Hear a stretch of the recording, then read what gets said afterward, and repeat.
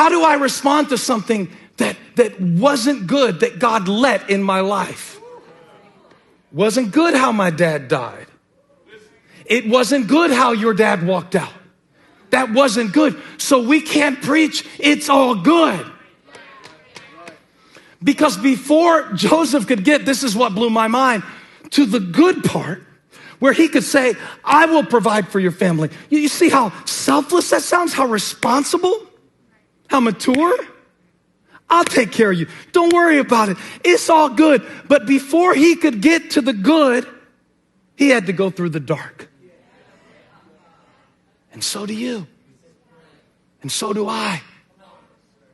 So do I. I have to realize that my first reaction is not always coming from my realist self. I am teaching better than they are shouting. Now keep going. I'll move you down to the front row. So people will say this, they'll just go off, right? They'll just go off, cuss people out, flip people off, turn stuff over, wreck their life, all this stuff, and say, I'm just keeping it real.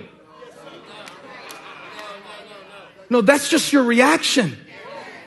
That's just you letting the dark part run the show.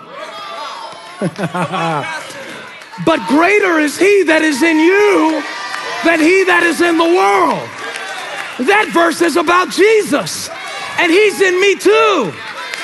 But in order to get to that part, you know the part of you that's wise and kind and good and yeah, and I don't have to say anything back and I'm focused, I'm good. The good part, sometimes to get to that good part, you got to keep your mouth shut through the dark part. We don't know what to do with the dark part. So we never get to the good part. Somebody say, get to the good part. You'll never get to the good part if you don't learn how to deal with the dark part.